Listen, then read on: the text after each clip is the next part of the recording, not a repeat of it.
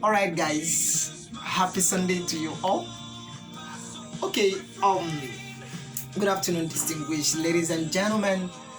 I go by the name James Simeon, your Nigerian Hollywood actor and a production manager. I'm coming your way with a wonderful topic, a beautiful and amazing topic that will inspire you to bring out your business from the Duke Hill to sit with kings and princes of the earth. This afternoon I will be discussing an amazing topic which you'll love to listen and also to work with an evaluation that will catapult your business to a higher dimension. If that business has been sleeping, trust me, after listening to this, you will definitely wake that business from sleep, take it away from slumber, and make it sit with kings and princes of the earth for you to roll with men that matters. Okay, I come your way with amazing topic which says reconstructing bad times in business. Reconstructing bad times in business. What's the meaning of reconstruction?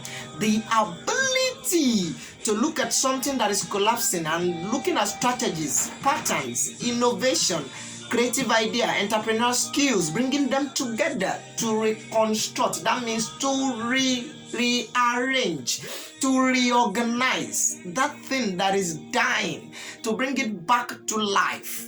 That's reconstruction. So reconstructing bad times in business simply requires the ability to sit back, look at what has happened, how it happened, and when it happens, and the relationship between the happening and its time.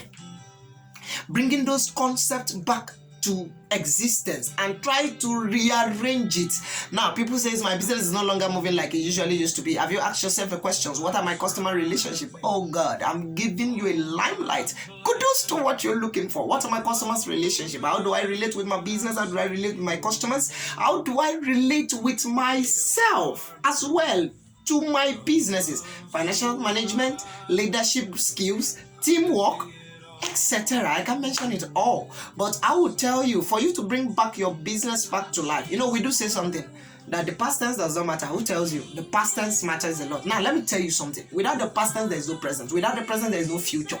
That's what you have failed to understand. That if you don't sit back to recollect, recap, that is rethink on what has happened in the past, you would never understand what is going to happen in the present, neither in the future.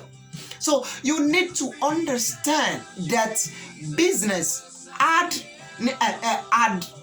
something that has happened in the past which needs to be related to something happening in the present in order to give birth to a dynamic and successful business in the future.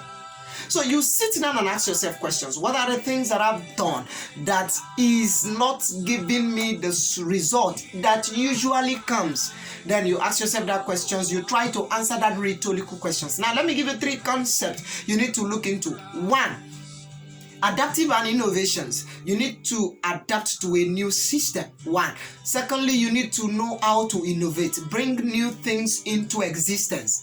You need to become a new entrepreneur that could shake the society in terms of intelligence, integrity. Now, I always say something. In all my videos, you maintain these 3 key things in your life, in your business. Principle, dignity, and integrity. Maintain what is right. Let your principle be principle. Please, principle is different from pride. So don't count principle for pride. When you're being principle, for example, let me give you an example. In my businesses, I will never do it like every other person does it. I will do my businesses to suit my customers. That's your principle. That's not pride. Please. So dignity and integrity. Stand on what is right. If everybody is selling, usually we don't supposed to sell rice for 1,500 naira per derica. I'm going to sell mine for 1,200 naira and I'll still make my gain, or 1,250. That's your dignity. That's your integrity. You maintain integrity by not just lavishing unnecessary words on people. And don't be extravagant in life. You spending excess beyond your business. Now, let me tell you something. When your expenditure is more than your income, you're definitely singing a song of poverty, because you would definitely you definitely drain the profit of your business. First and foremost, I said adaptation and innovation.